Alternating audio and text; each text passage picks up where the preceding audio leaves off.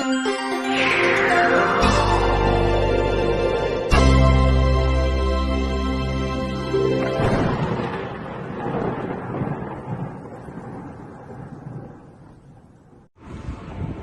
خداوند کی عظیم پرجلال بابرکت الفتح مند نام میں آپ سب کی سلامتی ہو۔ میرا نام ہے پادری کمفرٹ کوکر اور آپ اس وقت موجود ہیں میرے یوٹیوب چینل یعنی ریورنڈ کمفرٹ کوکر پر۔ آج جس ٹاپک کے بارے میں ہم سیکھنے والے ہیں وہ ہے خدا کی شبیہ یا خدا کی صورت یا امیج آف گاڈ۔ بائبل مقدس کو جب ہم دیکھتے ہیں، پیدائش کی کتاب اس کا پہلا باب اس کی 26ویں آیت میں، تو یہاں پر لکھا ہے کہ خدا نے کہا کہ انسان کو ہم اپنی شبیہ اور اپنی صورت پر بنائیں، اور پھر 27ویں آیت میں جا کر لکھا کہ خدا نے انسان کو اپنی صورت پر پیدا کیا۔ جب خدا کی شبیہ، خدا کی صورت یا امیج آف گاڈ کی بات کی جاتی ہے تو اکثر اوقات یہ سکھایا جاتا ہے، یہ سکھانے کی کوشش کی جاتی ہے، بتایا جاتا ہے، بات کی جاتی ہے کہ یہ امیج آف گاڈ، خدا کی صورت یا خدا کی شبیہ، یہ ظاہری طور پر ہے۔ لیکن آج ہم اس کے تھیولوجیکل پہلو یعنی الہیاتی پہلو کو جو ہے وہ سیکھنے کی کوشش کریں گے اس ویڈیو کے ذریعہ سے۔ بائبل مقدس کو جب ہم پڑھتے ہیں تو یہاں پر امیج کے لیے، صورت یا شبیہ کے لیے جو عبرانی الفاظ استعمال کیے گئے ہیں اس کا مطلب ہے فینٹم، ریسمبلنس، الوژن، یعنی خدا نے جب انسان کو بنایا تو خدا نے اپنی مشابہت کے طور پر انسان کو بنایا، ایک ایسا عکس بنایا جس میں سے خدا اپنے آپ کو منعکس کر سکے، جس میں سے خدا اپنے آپ کو ظاہر کر سکے۔ اور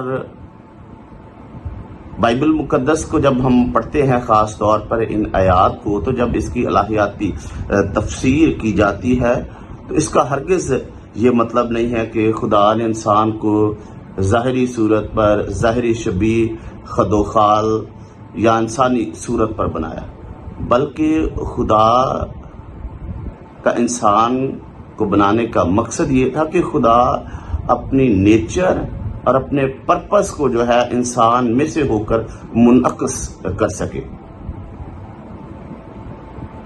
یعنی خدا نے ایسی خصوصیات انسان میں ڈال دی، ایسی خصوصیات انسان میں رکھ دی جس میں سے خدا کا عکس، خدا کا سایہ، خدا کی مشابہت جو ہے وہ نظر آ سکے۔ اور یہی خدا کا انسان کو بنانے کا مقصد تھا۔ خدا چونکہ کل کائنات کا خالق ہے، اختیار اس کے پاس ہے، اور جب خدا نے انسان کو بنایا تو بالکل ساتھ ہی لکھا ہے کہ خدا نے انسان کو برکت دی، پھلو بڑھو اور زمین کو معمور و محکوم کرو۔ یعنی خدا نے انسان کو جب اپنی مشابہت پر بنایا، اپنے سائے پر بنایا کہ خود وہ خدا کی ذات کو، خدا کی خصوصیات کو منعکس کر سکے، تو خدا چاہتا تھا کہ جس طرح خدا کائنات کو سنبھالتا ہے، انسان بھی کائنات کو جو ہے وہ سنبھالے، اس کی فکر کرے، اس کا خیال رکھے۔ خدا نے انسان کو مختار بنا کر اس دنیا میں بھیجا۔ یہ کوالٹی، یہ خصوصیت خدا نے انسان میں رکھی۔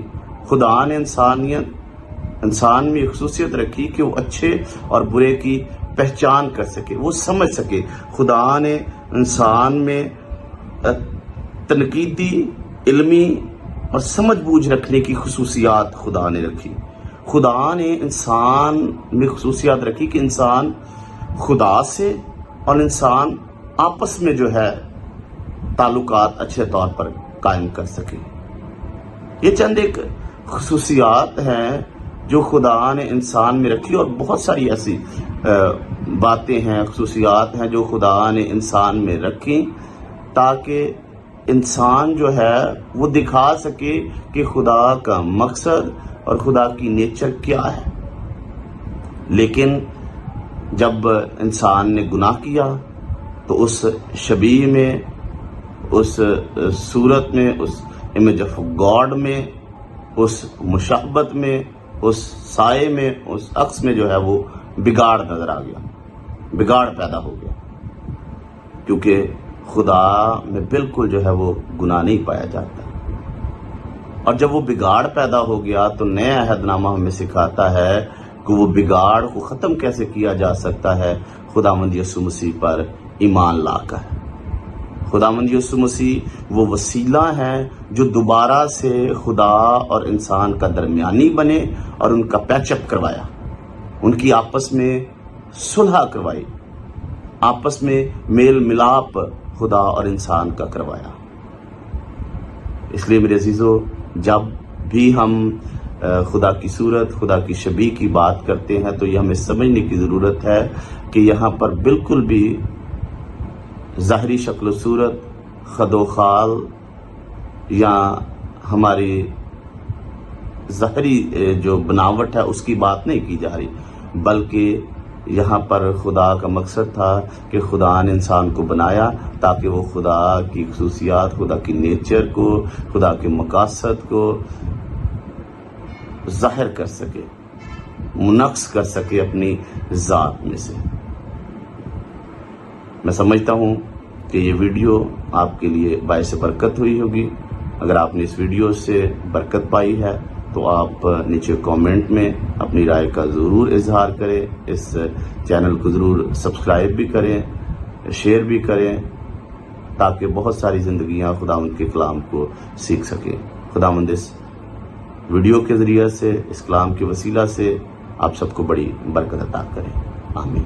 God bless you all.